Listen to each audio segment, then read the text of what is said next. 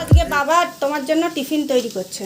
দেখো, প্রথমে আলু সেদ্ধ করা হয়েছে, আলুটা এখন ছাড়ানো হচ্ছে। এবার কি হবে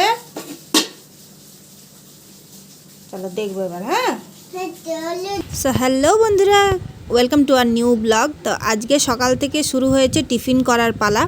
আজকে বলেছে আশিস নিজে টিফিন বানাবে তোজোর জন্য, তাই শুরু হয়ে গেছে টিফিন তৈরি করার প্রস্তুতি।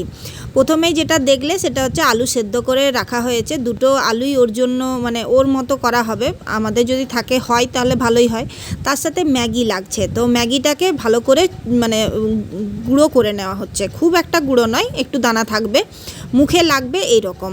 তো কি হচ্ছে আমি কিন্তু আদৌ জানি না। এবার আশিসের নিজস্ব হতে পারে এটা রেসিপি, কিংবা কোথা থেকে হয়তো নিয়েছে, আমি ঠিক বলতে পারবো না। তবে আমাকে কিছুই বলেনি, সবটাই নিজে নিজে করছে।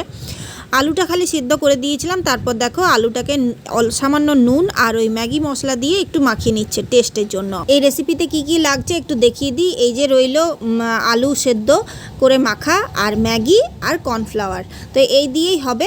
প্রথমে এই টিকিয়া আকারে গড়ে নেওয়া হচ্ছে, তারপর ম্যাগির মধ্যে এপিট ওপিট করে নেওয়া হবে, তারপর কর্নফ্লাওয়ারের গোলাটার মধ্যে চুবিয়ে নেওয়া হবে, তারপর ডুবো তেলে একদম ছাকা তেলে ছেঁকে এইভাবে তুলতে হবে। তো ছাকা তেলে তোলার আগেই ভিডিওটা আর করতে পারিনি।